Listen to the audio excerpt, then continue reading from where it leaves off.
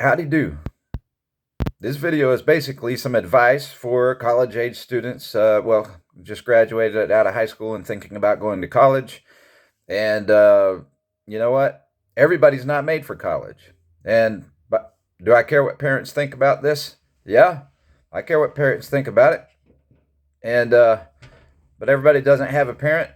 And I support parents' views on what they want their kids to do, and then them working that out with their own children. But every parent is not opinionated, and some of them might like some of my advice as well. But so today's society, the thing is, today's society is brainwashed into thinking you have to do college and all that. But believe it or not, some people haven't yet. There are some advantages to going part time, paying your way through. Don't go in debt. It's the disadvantage today, the way they have debts in college, and you can't count on the government bailing that out at some point. And they're doing that maybe to take over and make college like public high schools. There's a lot to that, but then they overcharge, but they don't teach good things. I mean, they teach a lot of bad things. They definitely teach some good things, but they teach a lot of bad things in college. But here's the problem. Here's the problem for me, because I'm a guy that went to college, but was I college material? Was I made for college? Not really, but I didn't want to go to college. I wanted to build houses. So I'll just give you a few quick tips you might want off the top before I get into some analysis and all that. So, like summary here, I'll give a summary before I start, kind of. You may want, trade schools are good. You might want a trade school instead of college, because it's helping you work directly towards a job and already preparing you for a job. And I don't know how their schedules go nowadays and all that, but we're talking about philosophy here and approach and what's a good decision, and why it's not always the best decision to go full time. So that's kind of my summary too. It's some people are built to go full time, and if you're going to be a doctor and you're going to go to, or a lawyer and you're going to go to 8 years maybe or more, 8 to 10 years, I guess. And unless you can shorten that by speeding it up, taking summer classes, and just acing everything. So if you're going to go that long because you know you want to be a doctor or a lawyer, then it's worth going full time. Otherwise, why go in debt? And so, because in a sense, you're gambling, saying, I'm getting a degree, and I'm going to have a job that's good enough to help pay it off. Well, today's housing prices are going up. So one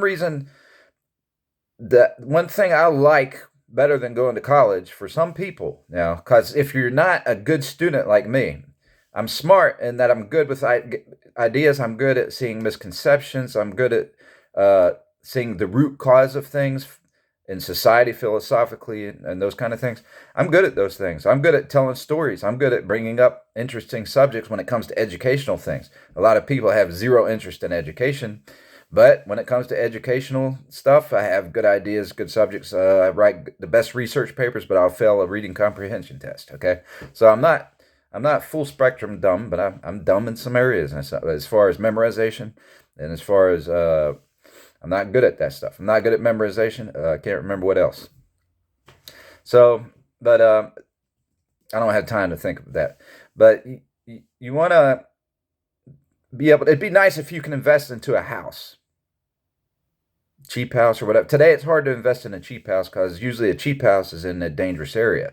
But used to, when in 1990, when I went to college, I would have been better off. It was dangerous then too, but I still would have been better off, in my opinion, buying a house, or starting to pay down on a house and buying towards a house and being able to rent it out later or sell it and turn it over later and get a better house. But I wanted to learn how to build houses, right? And so there's schools for that now. There weren't so many back then, but now they do have school for that. And those are often called trade schools, or they have degrees for it in the regular colleges. So in some ways, when you go to I'll call it just a regular college versus a trade school, sometimes you're getting degrees that are competitive, and you're like, how many jobs are going to be available in this degree? And some of the degrees. So you got to consider that. But now everybody's different. Success is not the same for everybody. Success is, I can say, though, that anybody is having success if they're trying to save towards a house, their own private property, instead of going for rent. and wasting money on rent. So some people have it, some people have enough money in the family or whatever that they want to, they'll risk doing the rent till they can figure out what else they want to do. But I don't like, it's not the best thing in the world to spend money on rent. There's different, I'm not going to go into all that because there's a cause and effect, and there's different things nowadays. There's some reasons to rent to that nowadays if you don't want to pay the insurance on a house, the high costs of keeping it up, doing repairs, and other things like that. So, but in general, so the world's changed, but it's still good for society. I'll say something that's good for society is if we have more people go to trade schools and have more trade schools, because right now China's making most of our stuff, right? And it's a communist country. So we're basically buying stuff from China that they're paying people slave wage to make stuff. So that's not good. But at the same time, how's China going to survive if they're not selling stuff to us? What happens to all those people that work for them? But I mean, that's something they have to work out. Or maybe what happens is that they have to reconsider what type of government they have and become a free government if we weren't so depending on them to get discounts. But guess what's happening nowadays with the products? You're getting not good quality stuff that doesn't last very long, stuff that tears up, stuff that doesn't work right, and that's what they've lowered the quality of things, and we're getting charged, paying more money, and then we have to buy something again, and so they're doing that on purpose. They're doing that on purpose, or maybe they're just really trying to put out the numbers, too. Or so because they are supplying the world a lot, but that's okay. That's another subject in a way, but that gives you perspective on some things. So the key to me, one of the most important things to me is private property rights. I think you should start. It's nice to be able to start saving and investing in private property rights and understanding you're not getting in other people's way by getting yourself a secure place to live and investing in your house, investing in some land, and you're not. But when you're out competing for jobs, sometimes we don't want to educate each other. A lot of times, people don't want to educate somebody because they're scared the people they educated might beat them to the same job they were trying to get. Now there is competition there, but when it comes to buying a house, it's your right to have your own. Thou shalt not steal, thou shalt not kill, thou shalt not lie against your neighbor. Don't lie against them like they do in politics against politicians, against particularly Republicans. That's another point. They're lying on Trump. They lie about who's racist. They do all that, and they steal by lying. They steal votes. They steal peace. They steal a lot of things. And sometimes it's the racist calling people racist. So there's a lot of lies and tricks out there, and I won't get into that in this video. This is about you're just choosing, making choices, and knowing that you have options, and your options aren't wrong. I mean, you can drag college out 8 years to 10 years part-time if you want it. You can make money on some job that'll hire you because they want experience. They might want to start out giving you experience at a young age. It's hard. It's weird. Some of the jobs are weird. It's like they don't want to hire anybody unless they have experience. Well, how do people get experience if they never hire anybody unless they have experience? I mean, I don't know how they find people doing that. But I do know sometimes they can, but I don't see how they can consistently find somebody that had experience in that job, right? So I look at college degrees kind of funny. I've never bought fully into the system where I'm going to school, learning about this job or how to do things or the process, and then passing higher up math classes and all this stuff, and I'm paying all this money to do it, and then I get a degree that says I'm qualified. Well, I mean, the way to be qualified for a job is, in my view, and it's true, it's actually in reality, is you go to the job, they see how you work, which big part of that is how you get along with them. If you're friendly, in most jobs, you need to be friendly, right? So some jobs I guess there's a few where being friendly is not the case, where you still got to be friendly. I think you should be friendly in every job, neighborly, but sometimes you have to be the boss or the enforcer, as in, like in a police job. And so you have to be the tough one. Doesn't mean you have to be unfriendly necessarily, but in the police case, they run into very mean people, and everybody ignores that. But the police deal with the meanest people. They do. You think working at a you're working at a restaurant, and you get some pretty mean customers sometimes. You think they're mean. They're not. That's some of the meanest ones now are the type of people police have to deal with all the time. So it's not. So people discount that, but that's not a job where you can always be. You can. You're just sitting there trying to get along. You're actually trying to make sure people get along. They're having to enforce that people get along, and running against the worst ones all the time. But basically, you get on a job and they see if you'll be consistent, steady, and you care to be a team worker and all those kind of things. And then little by little, you learn the job.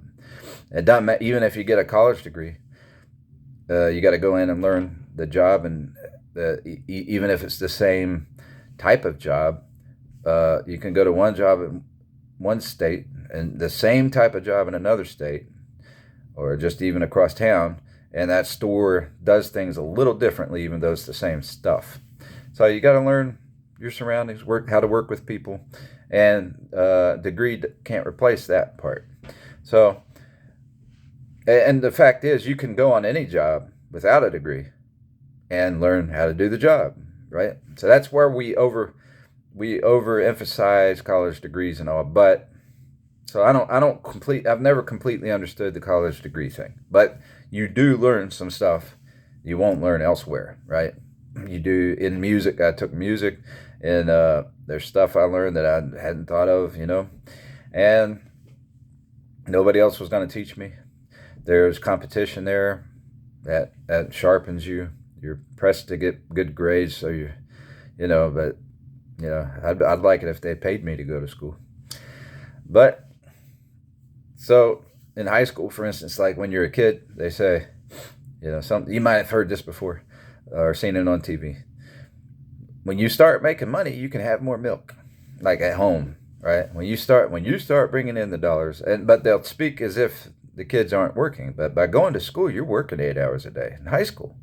So some people get mad at me bringing that up, but they go to high school, they're working 8 hours a day. I say maybe give them a food card or something.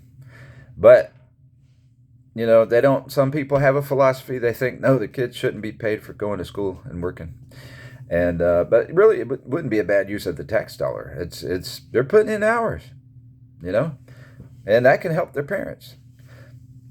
But on the other hand, when the government gets involved in school, you see how they've messed up schools, right? They've messed up schools. So that's the schools people go to for free. But private schools, when people go to private schools, some people make it jealous of that or whatever, or make a big deal about it, I guess you could say. I've heard different issues on that. Not too much, though, because people don't have time to go in to evaluate that. But if somebody's going to private school, their parents are having to pay. They're paying for it. The government's not paying for it. It costs more to go to private school. But they're paying for a safer school. They're paying for a school that doesn't teach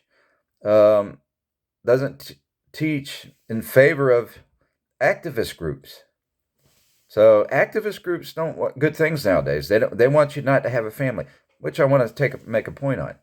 So they have gay activists and things, and they're trying to say marriage is no good. Well, a lot of people grew up dreaming in the past, especially about having their own children. They're going to school. What's the point in going? They're going to college or wanting to work to make money, save money, have a house so they can raise a child someday and be able to care for their child.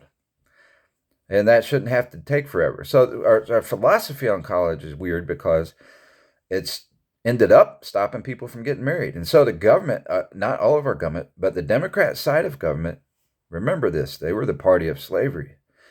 But they're the party that doesn't want us to have families now. They haven't changed. There's no change. They're still the same party. They're the party that hates Christ. And some of them will say, no, we don't, we believe. And they're being hypocrites because they're the party that promotes every religion except for Christ, saying every religion should count just as equally as Christ. Well, those religions they're talking about are Christ-hating religions. They hate Christ. They're specifically religions created to oppose Christ, a lot of them, right? So Christ is the only God that gave us any evidence of love, and complete evidence of love. He died on the cross and he forgave people on the cross. And that wouldn't be a big deal if he didn't rise from the dead. But he rise from the dead and prove his power over life and this next life. And so it matters that he showed us love and forgiveness on the cross. So that's the only one it's the only religion that shows a second life, a way to get to heaven. It's the only religion that shows a way by God to get to heaven, basically. Resurrection power. So, and ascension power. He stayed on earth 30-something days after he died. After he rose from the dead, he stayed on the earth 30-something days, 37 or 39, I forget.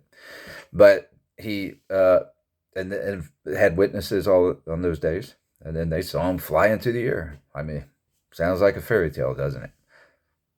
But people love fairy tales like Superman and all that kind of stuff. Until it comes to this, they'll say that's a fairy tale. And it's not. I mean, all the evidence shows it's not a fairy tale.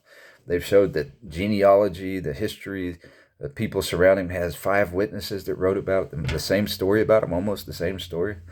It's not, I mean, more than that, actually, more witnesses than that. But Matthew, Mark, Luke, and John, who traveled with him, his mom. This is a point I heard from Mark Lowry, a guy named Mark Lowry, once a comedian. His mother didn't say, I know he's crazy, but take him off the cross. You don't have to crucify him. She didn't say that because she knew that he didn't have an earthly father. God put the seed of Christ into her stomach. He placed it there, not sexually. He placed the seed there. So I've had some people come at me making fun, acting like, oh, so this is like maybe Muslims, talking about how God put a seed into Mary, Jesus' father, acting like he had sex with her. And no, that's not the case. He miraculously put the seed in her body, human seed, from seed of David, the seed of David's, and I don't know if that means David or his ethnicity, the Jewish genealogy, lineage.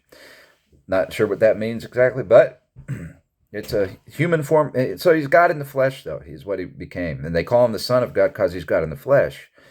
And came here to die for us. And to suffer the way we suffer. And to show us, suffering is temporary. But there's peace and eternal life. Unless you reject God, you're not going to Christ's heaven. If you don't trust Christ as God, you're not going there. So separation from the real God is misery.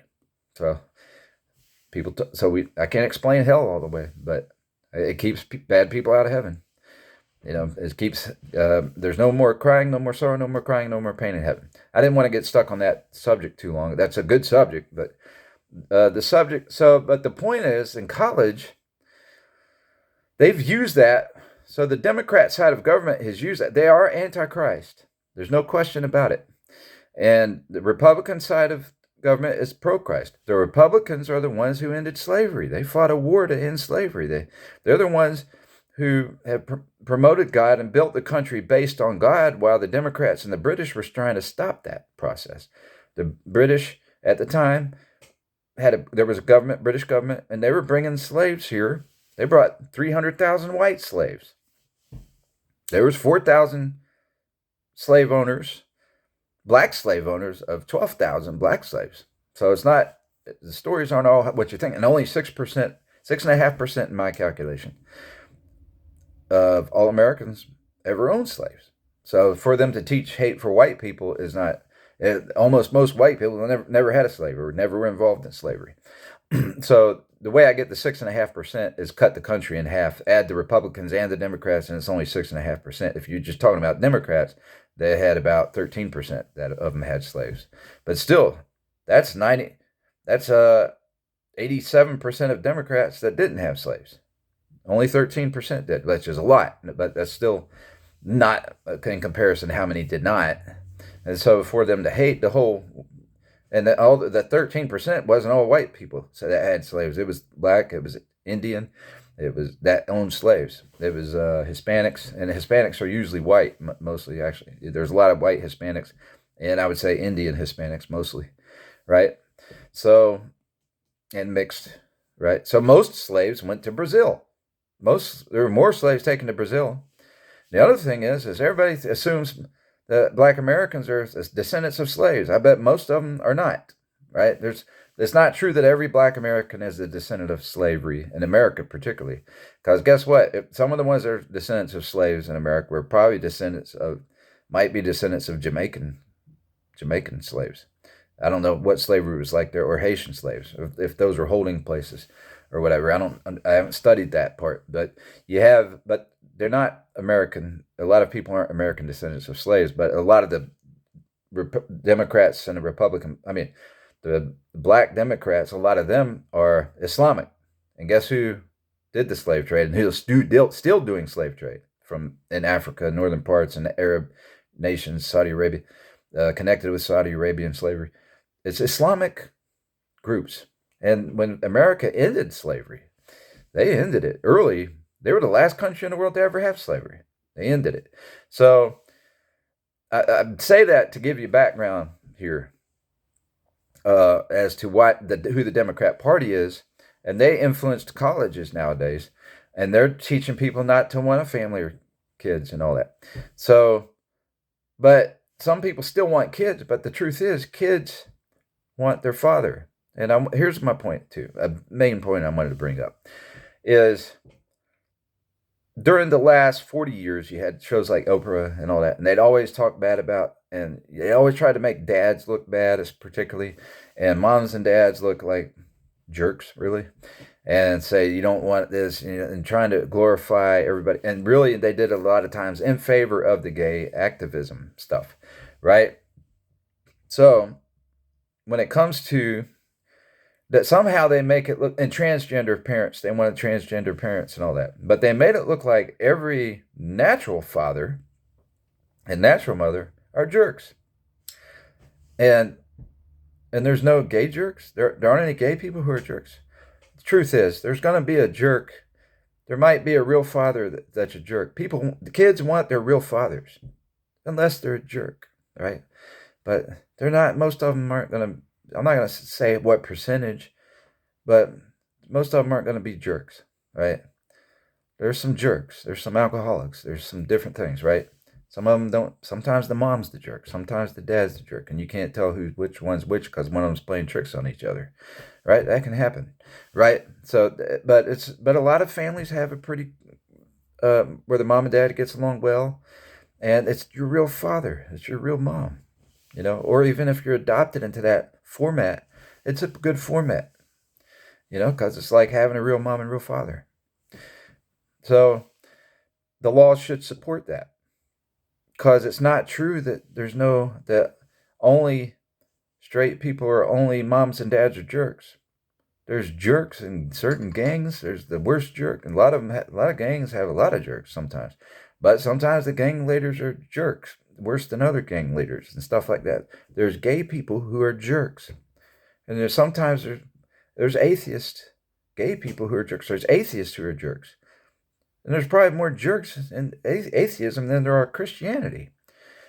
And you got false religions that have no God who's proven the second power of the second life. That's a false religion. They don't have a God that's proven power of second life. Now, when Christ came, he made the definition easy for us. That's an educational point. It's not even a religious debate. There's no other God ever proven with evidence of a second life. All right. Now, people can still challenge whether it's real and all, or how that applies, or whether it was a trick. Was that a witchcraft trick? Some people it'd be pretty hard to keep that trick. Usually witchcraft, there's supposed to be some witchcraft in the future where somebody rises from the dead, but then they die again. Jesus never died again. So my point is, though, one of the best things you can ever plan in your life, the most enjoyable thing, because people get lonely throughout life, no matter how much entertainment we have and how much freedom we want to do what we want and just entertain ourselves our whole lives. There's something special about having family, right? And so we've been taught not to have family. So it's strange. So they've taught us to like rent and not to buy property, and they've made it harder to buy property in ways. They've used rent to. I wish this thing wouldn't turn me red, but they've used to. I tried to fix that, but I don't know how. They've done all kinds of brainwashing. We'll put it like that. So how does that apply to college today? College choices today. I mean, just be wise. Be wise in what's yours and what's your rights. And so I'll go back to the Ten Commandments. Not only thou shalt not steal, kill, or lie against people. Thou shalt not commit adultery. Don't cheat on your wife mostly, but don't live an adulterous life. You know, if you can't refrain from sex, get married. 1 Corinthians 7 says that. So you can be pure before God. It's okay to have sex in marriage between man and woman, right? Sorry, folks. But before to be at peace with God, it's okay to have sex between man and woman. There's nothing strange about, I'll just touch on it. God gave us hormones. Nobody's weird for having sexuality. We all have sexuality. God created us as sexual beings because he wanted us to reproduce so we can have more people in heaven. I don't know the whole reasoning, but that's a big part of it. So he gave us hormones, and hormones do have a mind of their own. And so, there's nothing different about gay and straight people than the fact that we're all supposed to be responsible for our try to work on being responsible. And if you fail at some point, you get back up and you just keep living. Don't worry about people kicking you down and all that. You just keep going and just worry about God and get away from people who do that stuff to you. Hold over your head. They make a big deal about it in politics and stuff, right? The same people who are guilty of it are the same people who promote that lifestyle, not that lifestyle, but a promiscuous lifestyle or sexuality in videos and TV to get money. They promote, we glorify beautiful women, Beyonce and all that, to bring in money. And then they come, the same people that promote them being pretty, they promote that, and no big deal. But they'll pick on a man for calling a man a pervert for thinking she's pretty or something, right? There's nothing wrong with thinking she's pretty, but you're not supposed to worship it. You're supposed to, control your thoughts and don't obsess. So the commandment I'm forgetting though is that I didn't get back to is thou shalt not covet. So that you shouldn't covet your neighbor's wife. You shouldn't covet your neighbor's property or anything else. You have a right to, your job is, it can change, but you have a right to your property. So invest in your property. If you can find some properties to start investing in, or a way to save and invest. And there's so many thieves today. We need to crack down on thievery. And our drug laws are so messed up that they support the drug cartel. So, I mean, our medicine laws should be better so that we can, but the problem with the drug cartel is that they've created a business of thievery. They have killers. You got killers instead of doctors dealing drugs, right? And so they poison the drugs. They extort people. They're using now terrorism, and everything else is coming through the drugs. 70,000 a year die from fentanyl overdose, and that a lot of them didn't even know it was there. Now that doesn't even count how many people they kill over money. And they have weird stuff. They do not let a person, sometimes they don't let a person get to an ATM machine. I mean, it's best to stay away from the drug culture. Ignore it. You're not missing anything. I guarantee you. Those people are mean people that are involved in that. Most of them are mean, and they'll tell you they're nice, and you can trust them, and then they're not.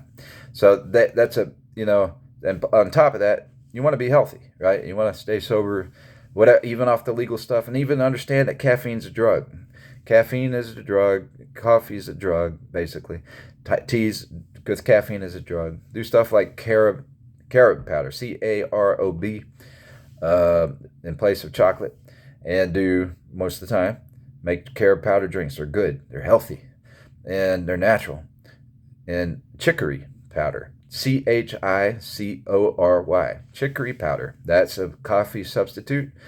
I mean, it tastes similar to coffee, and it's healthy, right? So, and then use honey, use maple syrup, use stevia extract. Best I know, those are all stevia is, the best as we know, is still considered healthy, right? And it's not bad for diabetes. It's not. So the reason I say that is because now pure cane sugar is not too bad either, but I don't know why. I need to think over why I've ruled that out of my diet because, you know, because I don't want to feed any cancer cells, possible cancer cells. But cancer feeds off of sugar, right? So you want to prevent cancer. That's the point. But honey, if you're going to do sweeteners, it's best to stay off sweeteners as much as possible. Make them, temporary luxuries every now and then if you can. But they can be, even honey and stuff can be somewhat addictive. But that processed white sugar, they bleach it, or I don't know how they do it all, but they bleach it. They take all the vitamins out of it. And that's the kind of sugar cancer can feed off. Sugar from fruits, from natural fruits and stuff, and vegetables actually kills a cancer. A cancer opens its mouth to feed off the sugar in a fruit, and it's tied into, the sugar is tied into molecules of antioxidants and things that actually kill the cancer. So little by little. So it doesn't kill it all in one shot. But so you create a habit of eating good things like that day by day. People have shrunk their cancers. But a lot of cancer diets, they cut back off all sugar and do a vegetarian diet and starve a cancer, right? So if it's already malignant, it's been beat before when it was malignant. But if somebody has a benign cancer or something that might not be cancer, and you have a hard time keeping a diet, you can do these substitutes that might still give you a chance, where you're doing honey and stuff like that. But technically, some cancer diets will say, don't even do honey, don't even do any kind of sugar. And that'll starve the cancer more. It probably is more effective. So, but stuff like broccoli and stuff will kill a cancer slowly. Carrots, beta carotene. But so why did I bring up that point? I'm hot right now, but I'm keeping my costume on. So, but I'll go back to the point of housing. Why they want to destroy the family. So they use actually college to destroy, and forcing people into college to delay people from getting married. Because you can't get a father's approval while you're still in debt in college. It's hard to do that. It can happen. I've seen college. First of all, I'll say I've seen college work for millions of people. It works for millions of people, but we don't hear about the ones that didn't work out for. And those are people like me, who I had some other personal depression issues that came on. I'll just say this. I went to a religious college, and I had saved my first kiss for marriage, and I had a situation where I was sexually assaulted, and people think that's funny because I'm a man, but I was sexually assaulted, and for me it ruined my reputation, and so that's what it bothered me about it. It didn't hurt me. Oh, ouch, it wasn't like that. But it ruined my reputation. I didn't ask for it. It wasn't anything that even happened in full. It just, the person, when I realized I wasn't comfortable, they quit. But for me, I thought it ruined my reputation, in my view. I didn't think I qualified to be a Christian musician, which I partly wanted to do at the time. So as a trumpet player. So I changed my major. I changed my major from music last minute, to recreation. I wasn't well prepared for that. And I went through some depression and battles on my own. And, but I don't mind how my life turned out, because I was frustrated with it for a long time, different things I went through. But I was introduced to I was kind of sheltered, but I was introduced to the rough sides of society by the person who assaulted me, which was a gangster type who assaulted me. So, and it was somebody that wasn't sober. I mean, so I ended up studying, because once that happened, I felt compassion for that part of society, because I felt like once I lost my perfect, what do you call it, resume, I had about almost a perfect, not all the way perfect, but almost a perfect resume, and I was depending on that. And it's a lot of people, nobody cares, but it bothered me because I worked hard to keep it perfect, because as far as saving my kiss for marriage and all that. I was 19 years old, saved my first kiss for marriage, and I had worked hard to turn down a lot of things for that. And so that happened to me. So, but college was already hard for me, because it was real hard for me to pass. It was a struggle. So there's a lot of people it's not that hard for. So if it's not that hard for you, that might be a good thing to do, and follow what's popular, to be honest. That's our system. If it's an easy thing for you. But if you're a struggling student, and minus the depression issue I dealt with, um, let's see. So, and my escapades of learning society. But let me just finish this point about my how it messed me up a little bit. Is that it didn't mess me up, but why I wanted to help certain sides of society, because I saw once I felt rejection from the good side of society. You know, a lot of the religious good side, and they are good. They do good things, and it's a good religion is good if it's a good religion, like Christian religion. It's good in general, but and it keeps a lot of people out of trouble. And some of them worship proper, some of them don't worship proper. But for me, it made me feel isolated and like I didn't fit in, and it shouldn't. And so it shouldn't have felt that way, but it did. Because that's the way religion is today, and it's really the way school ties into religion. Because school tries to teach people they have to have this perfect record and all this stuff, no blemish, and especially religious schools that are tied in with churches, they're expected to have no blemish and all this kind of stuff, and no blemish if you're going to get married to their kids or whatever. So, um, and so for a lot of people, you know, that messed up on their own without having it taken from them, it didn't bother them, right? But it did bother me for some reason. But the main reason it bothered me, it didn't bother me. It got my curiosity about uh, the underground society and how the underground society is not all their fault. They're there because I felt the rejection myself of and so. But in hindsight, we have bad medicine laws that feed into all that stuff. But then people who pick on folks and call people whore or whatever they call people, you know, all those kind of things. That's wrong in the church. And if churches engage in that, they're wrong. So it doesn't, you know, you can call somebody something if they are doing, you could call them promiscuous, but they're not, if they quit being promiscuous, they're not promiscuous their whole life. And so you should, stereotyping is a problem. So that's the psychological warfare stuff we're talking about. And that plays into everything. But if you don't have those problems, you have, I gotta cut this short or it's gonna cut off. I can't believe it. I hardly got to my points here. So all these sub points. 37 minutes or it won't download if I don't hurry up. You have everybody's not fit for college. I mean, it's not your best move. I don't believe that it is.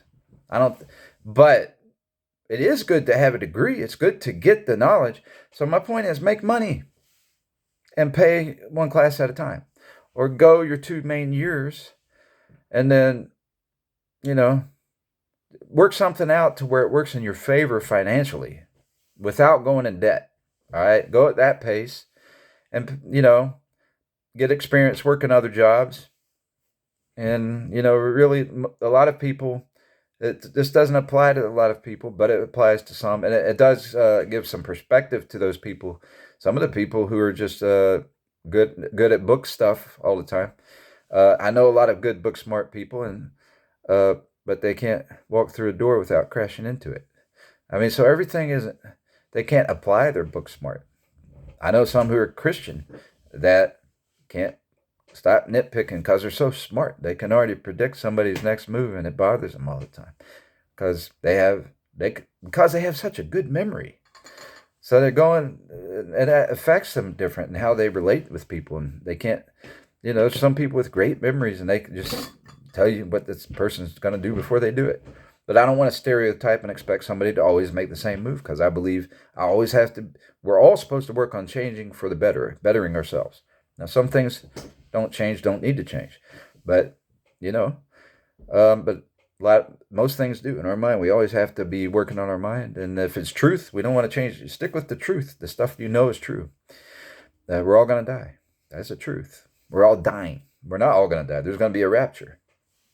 But we don't know if that rapture is coming in our lifetime. Okay, so I guess the summary here, I never got past the first summary, but the summary is that your jobs can change. You don't want it. You want to keep a job as long as you can, if possible. You know, for all time, if you can. I mean, different jobs, stick with them as long as you can. And before moving on to the upgrade or whatever it is, or if you're moving out of town. Keep good relations. Um, just understand that the Democrats don't want people married. I forgot to make that point. They this point they promote killing your babies and say you can't afford it, or and all this stuff. But then they bring all millions of people here from out of country, and they're not trying to. They get to. They're dictating. I'm sure they have their hand in on who's coming. That's the problem. So I don't mind good people coming to our country. I'm independent, by the way, but I lean Republican. I would never support the Democrat Party because that is the party of slavery. Now, if they had changed and repented, I would. But they're running our drug cartel, basically. They are, and that's a slave system. They've tricked people into the drug cartel, and it's a slave system. And so they're still for slavery. They don't call out modern Islamic slavery. They lie about who ran. They act like the Republicans were the racist ones. Racism came from the Democrat Party. Evolution is real racism. Creation shows one human race from God, Adam, and Eve, Noah's family after the flood. That's why they deny the flood, because we all came from Noah's family after the flood, which means one race. We got ethnicity by language. God's changed the language at the Tower of Babel when people tried to build a tower all the way to heaven and thought they could get to heaven on their own. He separated people by language. And that's how we got ethnicity, not by skin tone. We got skin tone partly that darkened because people moved near the equator for a couple thousand years when we were all speaking different languages and couldn't understand each other. They stayed in that region, and the fruits there help your body have more vitamin D to protect your skin from the sun near the equator. I mean, that's pretty good. I think that's a pretty accurate. If you look at that long enough, and the science would study that specifically, and I've been introduced to that through nutritional science, but also through history. I mean, look at the history. The Bible shows us that real history, and it makes sense. It matches up. It matches up. We're not black and white. We're brown. We're dark brown until beige, which is a light brown, So, and some will call me red and all that. Well, if you're light skinned, you can see the red through the skin. But this camera's turning me more red than I am. I'm not so red. It's not summertime. I don't have a sunburn. I'm not blushing. So it's anyway, I gotta finish the video. They don't want you having babies, so they're not being honest. But people, why do they not want babies here? They want to make a slave out of our nation. They want to create an orphan society, because orphans with no parents, the government can make slaves out of them. They've done that. They've lied to them, and they got them hating on peaceful people. They got all these groups marching angrily and acting violent against people that the government has lied about being violent. The Democrat side of the government has lied about being violent. They've lied about the police being violent. Now, the police are hard to get along with sometimes. A lot of them can be, but they have a tough job. But the truth is, like in most videos they've shown and blamed the police for something, that person attacked the police. And they act like white people. They've taught everybody to try to hate white people. And the truth is, there's not much racism in the white community. They've created racism in the black community. The lying media has. And there are way more black racists than white racists. And there have been for a long time. And I don't think there was ever as many white racists as they claim there were in history. I think that's been a lie for years and years, because they were mad we ended slavery. Democrats were mad that slavery ended. They hate America for ending slavery, and they're not getting money. They want money. It's really about money more than racism. They want money and power in the government. So, and they want that new world order. They're gonna make one leader of the whole world and make the whole world a slave to them. It's not good. The free market system, what they call capitalism, the capitalist part of it, the reason it sticks is because when you capitalize to a certain degree and you become a monopoly, then there's a danger. But we've made rules against that to keep that in check. But there's a danger in that. But guess what? The free market system is the best system ever created to protect against slavery, because we're all slaves to having to feed our stomachs. We're all slaves to having to take a bath and shower and brush our teeth and go grow food in the ground. We have to grow food in the ground. God made us a slave to that. He did do that when we had a sin nature in the beginning. That's the way the story goes. And before that, we didn't have to do that. Before Adam and Eve sinned, we didn't have to do that work. So we are bound to work in some format. We have to work in some format. And so the free market system has allowed us to be able to do it good. And so you get thousands, millions of jobs. And if you don't like a job, you can leave it. But when the New World Order takes place and they take over the entire world, the biggest business, they talk about hating big business. The biggest business in the world will become the government. It'll be so big, there's no other business. It's in charge of every business. And we're all a slave to the biggest business in the world, which would be the government that the Democrats are promoting. They've tricked everybody. So at least if you got a million big businesses and they're corrupt, you can leave it and go to the next one. And then you can also argue against that business. You can't do that once the government becomes the world's biggest business and takes over all businesses. Yeah. So, and I guess I'll stop right there. But get your own, start working towards your own property or set your own savings, and have that as your first priority when you make your decisions. Do something that helps you build what's yours and rightfully yours, because we're not even supposed to covet what's yours, rightfully yours. Not every job is rightfully yours, but whatever you've invested in for your own self, for your housing, for your bank account, you have a full right to that, and you need to start standing up for it and standing against stealing and stand up for the Ten Commandments and have the police protect your property, your Ten Commandments, and support those type of police. That is good police, and we don't want to get rid of police because that's a trick. They want more police. They want military police. They want to get rid of the good police and put in worse police. That's the trick they're doing. But you want to teach our police to be good and protect us with the Ten Commandments, and we need to fix the drug laws so that you have a separate drug force of police, but the police that we want to protect us need to be focused on the Ten Commandments. And there's no thou shalt not drink or take medicine in the Ten Commandments. God gave us that for governing because it's wise governing. And you're supposed to, and then you can put all the responsibility on the addict once they have proper medicine laws. And then have real rehabs with no coffee, no smoking, no cigarettes, no okay, you have real rehabs at that time, and not rehabs that are like prisons that make you lose your job, but stuff that you have on the weekend. And then you can have the truth about rehabs now is they're not rehabs. They're just rehabs. They're just places to keep track of people who do illegal substance and keep you off illegal substances, or sometimes alcohol rehabs. But they're not really dealing with addiction. If you're dealing with real addiction, you got to fast and get into nutrition and health stuff and all that. And really, you want to maintain abstinence throughout all this. So what we're not doing, we haven't given doctors, scientists, the license to legalize medicinal plants.